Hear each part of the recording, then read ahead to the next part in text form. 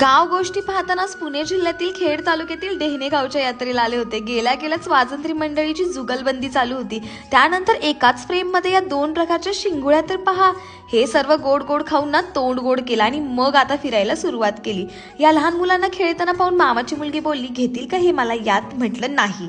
या यात्रेत खूप सारी खेळणी, चपला, उद्योजिका, 50 ते 20 रुपयांचे स्टॉल सर्व काही होतं। त्यानंतर मामाची मुलगी आणि मी मंदिरात गेलो आणि छानसं दर्शन केलं आणि मग आता काय थेट घाटात गेलो। अरे बापरे, घाटात किती जास्त गर्दी आहे।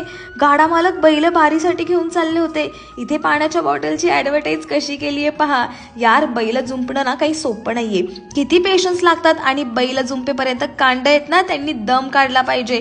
कांड व जुकाट दोघांची जोडी जमली का मग झालीच बारी समजायचं।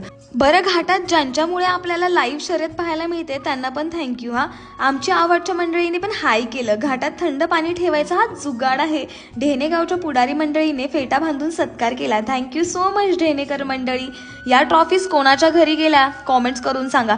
यावर्षी यात्रांमध्ये वेगवेगळ्या बैलगाडा संघटनांचे वेगवेगळे कस्टमाइज केलेले शर्ट्स पण पाहायला भेटले। बरं, आता पप्पा, सुरकुले मामा आणि मी कलिंगड खाल्लं। बरं, यावेळी आपले खूप सारे फॉलोअर्स भेटले। या यात्रेत फॉलोअर्स आणि नॉन फॉलोअर्स सगळ्यांचा सपोर्ट घाटात पाहायला मिळाला। थँक्यू सो मच यार फॉलोअर्स। बरं, आता आहे ना तुम्ही लाईक आणि फॉलो पण करून जा व्हिडिओला।